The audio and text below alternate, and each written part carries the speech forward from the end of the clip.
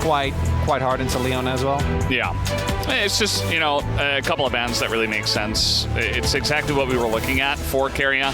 The thing about Keria as well is his champ pool is pretty ridiculous, so he doesn't have to play that kind of thing. He could even play the Zyra. You know, you were talking about that before. The Zyra could be pretty good in terms of winning the lane, but instead, probably going to see that in the jungle. You see the Renata Glass here hovered, and is going to be swapped to Rel. Okay, interesting. Keria's Rel's fine, but with Keria, it does always feel like when he is on range supports, just feels like he's really built different. When it comes to engage support, still solid, depending on what form he's in, but doesn't always hit the highs of someone like Delight that is known for that specific style. And Bessa's still open, so I think Chiu are going to be perfectly happy to pick that up. Although it could also go to Showmaker. And this would, yeah, that is just a straight up poke comp here. Assuming the Jace is going to go mid and is going to go damage here with Ezreal, Nidalee, and the Jace. And I kind of like that. And in that light, the Rel does feel a lot better, right? Because if you just have the Zyra, you can run into some issues. Obviously, you have the Ashe Arrow, but with the Gragas as well, not only a Doran classic, but also adding even more dive. I'm kind of loving both these comp values. We have on one side a lot of upfront damage, a lot of burst, and a lot of engage for T1. And then DPLUS, especially if you can... Upsets over T1. They always have a really fun back and forth series.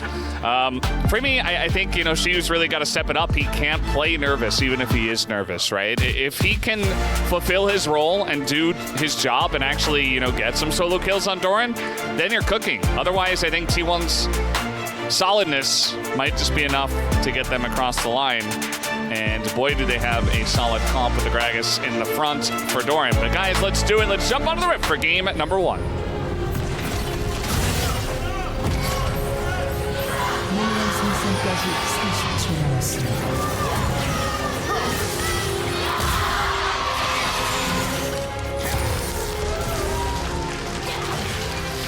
Here we go, game number 1, and already DK are getting into it here. They have tons of poke. It is a poke comp, as you mentioned before, with Nidalee and Jace and Ezreal. Oh, he's going phase rush. You know what that means, Valdez. We are safe. For this game. Yes. Well, I mean, no, it's fearless. We're safe for the day. Oh, yeah, it's true. Woo! Hey, we're safe. Barrel, then we're Tank Jace. Barrel just in my nightmares is on instead. a ward. Oh, God. Oh, this is so Barrel. It's so Barrel to just die. He's just gonna die, Steve. This is, he might get away, actually. But Aiming is gonna have to flash, and he's being followed here. So even if he doesn't die, Aiming's gonna pay for his sins, which also happens with Barrel. So yeah, going a bit too deep, and now you've got Aiming with no flash in the bot lane. Showmaker getting pretty aggressive here in the mid lane against Faker. But yeah, that's a great start for T1. Guess what, guys? You know, level 1 First Blood is the same as any other First Blood. That's already a feat of strength for T1 as well on the board. Wards are OP is the takeaway from that one. Nicely done there by T1. Read the play from DK. Have all members ready, and Ashe, her level 1, even with the Braum being banned, is just so crazy. The slow, super obnoxious to play into, as we saw Aiming, unfortunately, on the receiving end of that. The kill also went to Guma. Now, Keria and Guma already going to be feeling a lot better. And Lucid was also severely slowed down, because clearly the idea was there to at least take a camp away. Not going to be the case. And Oner is just merrily clearing through. The upside is that looks like Doran did have to TP back to lane. Shiu did not. And Shiu had used the time very well. Doran already taken a big beating. And again, he doesn't have TP. So even if they don't die, just him being on the back foot should allow a little bit of breathing room here for DK. We'll see. The fact that Aiming doesn't have flash available early on Ezreal is probably the best AD carry to have that happen. He still does have his cleanse. That's something at least, as it's very straightforward. Barrel just gets spotted on a ward. They are clearly not expecting 5 people to be here. And they're down a member because Shield already was gone. They thought that they were going in unspotted. Not going to be the case. There are 2 sums used because both Guma and Keria flash there. But with the pathing that Lucid took, and he was forced to take because of the way that the early laning phase played out, we'll have to see whether he can actually get anything done and whether he can punish. The setup is there with Barrel, but he does actually need to make his way over. He's now done with his first full clear, and Keria already out on the map is aiming. I mean, he is arcane shifting into Guma, who's got his Q available, but it doesn't seem to matter. The W lands, and aiming just autos him to death. A straight up solo kill goes to aiming. Crucially, Guma hadn't backed yet because of when the play happened. Woo! Hadn't actually spent his money. And as a result, aiming sees the window. Dive throughs what feels like a full minion wave as well. Lucid just barely doesn't get the steal there. Was trailing. That's actually a big deal. I think that wastes a good amount of time. Now Oner is going to be on his next base, going to be able to do a full clear already. So we'll see if he's able to use that. But man, yeah, I think he just hits a W order there at the beginning, and he just straight up goes in. Unfazed by the casters, also has Conqueror crucially. Yeah. Ends up popping there at the end. And Guma not ready for that one, and he didn't have flash, crucially, so couldn't use a flash to dodge like a Mystic Shot or anything. And now the gold's still in favor of T1. They still got defeat, but aiming, getting kills on Ezreal is one of the two pillars of good DK wins. Yeah, it definitely is. I am very curious to see if that remains, you know, those pillars, how strong they are. Can they stand through the years? Can they stand the test of time? Always is fun to watch. It's fun to watch Showmaker on Jace, too. He is really giving it to Faker here in mid. And Faker not backing down from the challenge. Obviously, Oner pretty good at trading, but the Jace, they're actually going for a dive in 2025 in my LCK. And Jiu just cleanly flashes away and survives beautifully. Eats the gank without too much issues. Lucid doesn't hit that spear. He's trying to look for something on Oner, but didn't really want to risk it. One more spear hitting though, and they might actually use that. And they have mid prio. They could play it. Oh, Barrel. Guma no flash.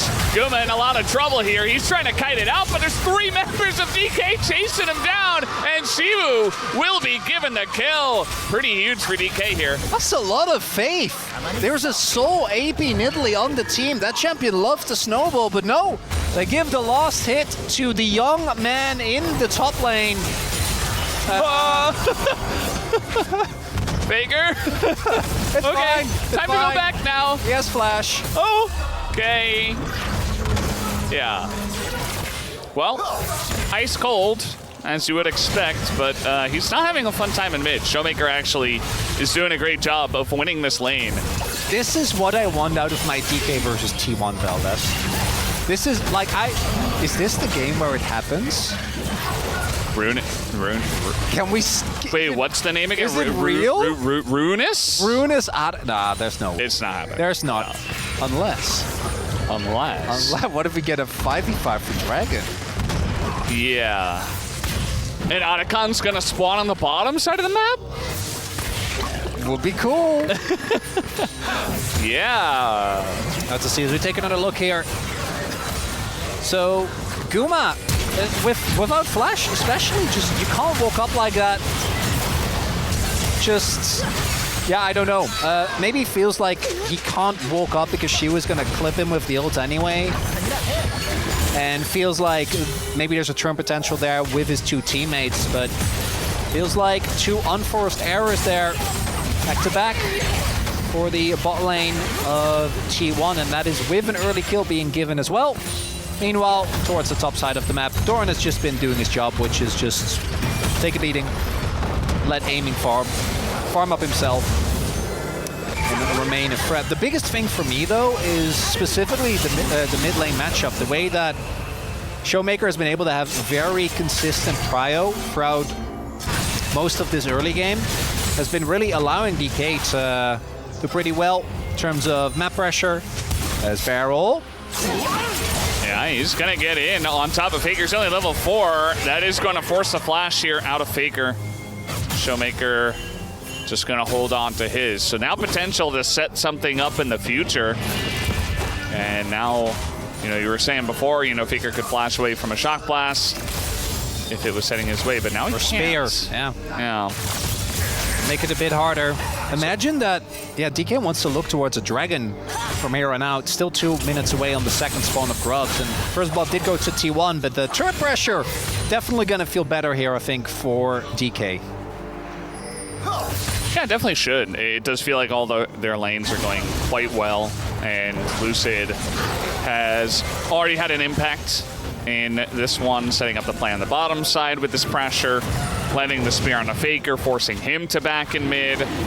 You know, Beryl follows up. It really feels like they are playing to make sure that they win as much as possible in this early game. Funnily enough, I feel like Beryl going as deep as he did in the jungle was also part of that. Just didn't realize he was on a ward. Just really wanted to make sure they could get some deep wards, could get the early game going in their favor, because it is really important on the current patch.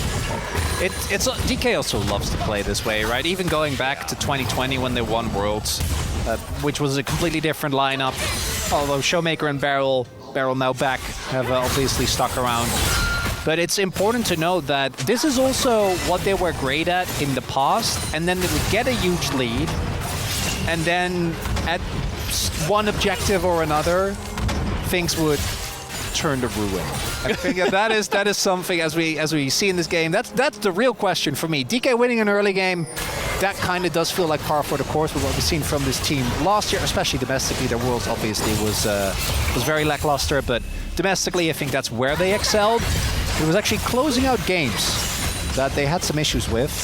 We'll see if the reintroduction of Beryl is going to help with that or make it worse, because it honestly could be both, Valdez. Yeah, it's definitely not going to be just the same when you add a player like Beryl into the lineup. So, yeah, it's a good point, and it does, I feel, mean that DK is a bit buffed on current patch. And, you know, future games can look very different where they don't just randomly give up first blood. They already have that first objective. But, yeah, besides, you know, a couple of skirmishes here and there, we've been waiting for a bit more action. No Runus Otacon in this one, that's for sure. Just 3 kills, as it is decided at 14 minutes which one we will get.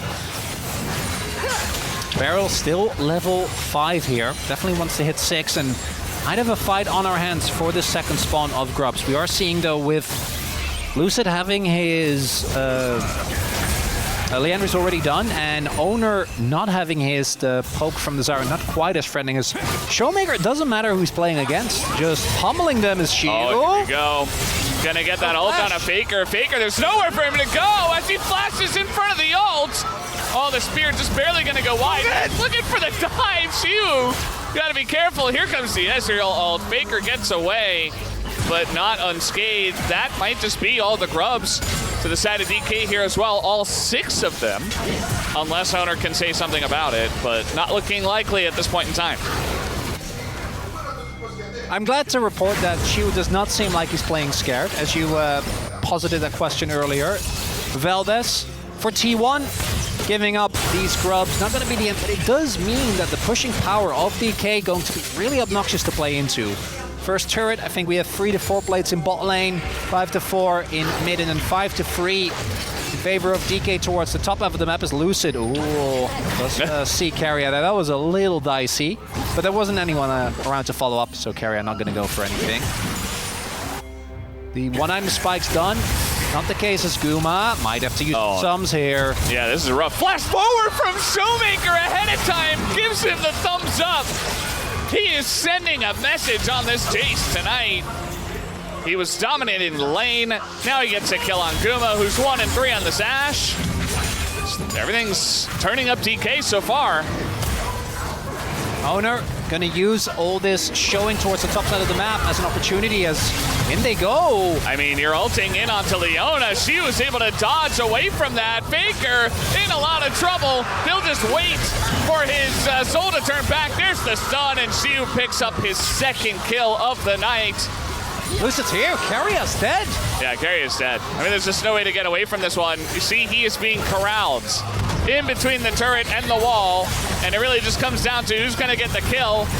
And it looks like it will be Lucid, who does pick it up. Bunch of damage goes in, but that'll be first turret as well, given over to DPLUS Keria.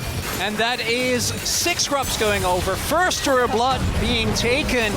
And now DK are looking good for those feats. But the solo lanes are getting more and more fed. And Blue's picking up the kills big as well. He's the sole AP source. Itemizing for MR, for T1. Not something that you're necessarily going to want to do anytime soon. They do have decent tanks for it, Doran most notably. As we take a look here. Okay. Showmaker. Yeah, I mean, at melee range, that arrow not really going to do too much. Says no flash. And, you know, they always call for it, like, right before they engage, that they're like, I'm going to go for this. That's one thing. But this... Faker doesn't have ult. So, going in that aggressively here onto Barrel, who still has Eclipse and Aftershock available, he just doesn't take any damage. And it's Mbessa, who you're never ulting because she has 7 million dashes, so... Yeah, the rival of aiming seals what we already know, which is that skirmish also going to go the way of DK. And now T1 on a pretty substantial deficit here. Only one unscathed so far are Doran and Oner. And then one objective away for DK. But contesting any objective for T1 is going to be considerably harder from here on out.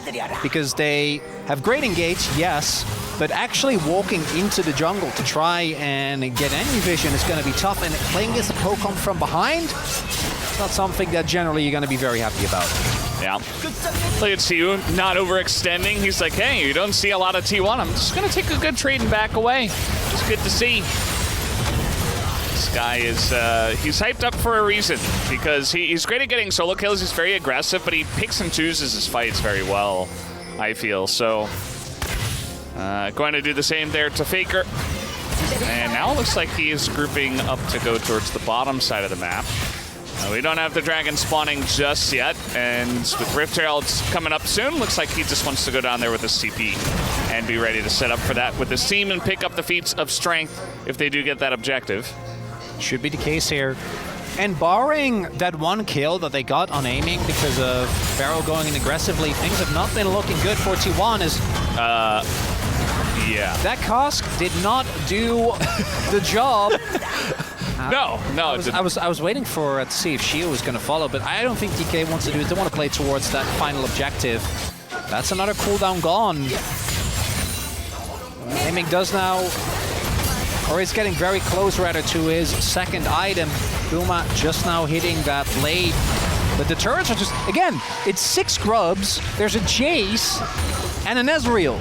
Like, these turrets are gonna get shredded like paper, and feels like a formality before DK also picks up Herald. I don't even know if that was gonna hit him, but Oner is still dead. Like, he's not getting away from this champion. The arrow is going to land, and they do have a lot of the team over here, but the damage is so little, so sparse, and Xiu is just flashing and dashing his way to safety. He is just running circles around T1 right now. Herald doesn't even die! They can't do anything to this kid. Meanwhile, Lucid's just soloing the Rift Herald. So that's feats of strength. And Faker, I think he had an inkling about that. But it doesn't really matter, right? Because you're just losing every lane as T1. You try to make the one player like, okay, this is it, this is our chance, and it just goes horrifically wrong. Yeah, and now that we've seen how the game is played out, a lot of the champions that T1 have, I think, are great. But particularly for Oner and Faker, who are obviously insanely important for how the team functions, Oner on Zyra, even if it is a power pick, just doesn't feel like it does what the team needs Oner to do. You need him on something, well, they banned the Vi because they're playing against... Like Nidalee? But, well, yeah, something where you can play a lot more proactive. As good as Zyra is, the biggest proactive play you're generally going to be able to make is when you outpath someone, are first to an objective, force them to come into you. Aiming hit all 3 of them. Yeah. By the way, No, it was pretty dirty. So we have in the past, and I'm still going to mention this because it might still happen, seen DK throw some games that felt like that shouldn't have been thrown. But from this position, every game that we see, with the Herald coming down, now they should be able to get at least 2 charger, possibly even the second turret. I don't think there's a lot that T1 can do. They're going to have to rely on DK making a huge mistake. Yeah, I mean, you're hoping that, you know, maybe someone like Aiming, Arcane shifts in, or perhaps you makes a mistake because he's a rookie. This is going to be pretty interesting. He's going to just... He's getting question mark pinged by his own team, or he did it himself. I'm not sure. I mean, he runs it towards mid. Maybe he gets a charge there. Well, no. Nope. Okay. I do know that was not intentional. Yeah. I feel like that's a safe conclusion to draw. So, anyway, Zeus having a great game so far, and he did look nervous in his interview and on stage, but he's not playing nervous. It's one of the big points, as we both mentioned. It's great to see him be able to transition very well, very early on in his first game. It's just the first game, but I think we saw this particularly with Kingen, who, particularly when he's in form, and I think in the LCK he actually was. Obviously, him and Moham were kind of the downfall at Worlds, not playing up to their own standard. But Kingen, outside of that one Aatrox game in 2022, just wasn't necessarily the guy that was going to go and put on a carry performance. But that's how they won Worlds in 2020 with Nuguri. And even if we look at the winners of Worlds of the last 2 years, which were T1, having a top laner that can go absolutely sicko mode on your opponent, definitely a big win. That said, T1, I'm looking at an Otacon DK just running in. You know, they're getting close to a 10k lead. I've seen them throw these Valdez, but outside of that, I think this first game feels like a bit of a bust. Yeah, I mean, at this point, it's really rough, because if you're playing a poke comp and you're behind, you know, the enemy team has levels on you, they start to stack some mountain dragons, you're really just not going to do much. But from ahead, yes, into a bunch of squishies that aren't Gragas, and I guess Rel, who has some health, you're really just going to be chunking them. There's really no way for T1 to ever get close to this objective. Especially with Barrel's positioning here. There is one nice control ward in this brush, but you know Barrel, he's going to challenge that. He's got his team behind him as well, at least this time. We saw the blue ward used there. Doran trying to get some gold into the good people of T1 as there we go. Going to start at the objective now, but I got to imagine they're looking to turn, and we can see them already there, not really going for this. Yeah, you can see for T1, they're like, well, somebody's got to do something. We have to stop this, otherwise we're probably just going to lose anyway. TP is coming in from Doran. He's got to be the bodyguard. He is level 14 and decently tanky. Oh, they're committing. This could be the moment. There's the barrel. They got to take out a Leona of all champs, but instead the focus comes down onto Otacon. They take it, and now they've got the respawns coming in. And yes, he's going to go in his respawn. Everybody on the side of T1 is just flashing away. And it was actually Barrel that respawned. The rest of them were just sending it. You know, they got the buff and they were head over heels going in. I'm pretty sure that Shiu TP'd before Otacon was down. He's like, it's fine, they'll get it. Keria is putting his jacket on. Yeah, no, this game is done. Come on, they got the buff. It's like, all right, guys, anyway, go next. It's just game one. But game one is a blowout, Valdez. Yeah. Shiu, does he? I'm like, whenever the buff is up, we still have a minute 50 left. You're like, just do it. It's fine. Yeah, you're not killing this guy anyway. DK, they're just going to send it right down mid. They're not a team that's going to rotate towards bot. They don't even have a bot wave, so not really an option here. They want to dive these turrets if possible. Keria looking for the engage. He just dies instead. Guma is going to cleanse away from this one as Barrel. He does not have the respawn. And he's going to go in instead and look to set up a kill. And he's going to live until he dies 2 seconds later. He didn't have the buff. He already died. Barrel, no. It's okay. Shiu, very nice ult. Very nice angle there onto Oner. And DK, they've had enough of this game. They're putting on their jackets as well. Figuratively, they want out of this one. They want to end T1 here in 23 minutes. They don't have a wave. Oh, they do, actually. There was like one little minion in there, and that might might just do it, guys. Faker left alone. They love, yep, they're going to take him down. The damage is way too much, and DK going to stomp T1 in 23 minutes in game number 1.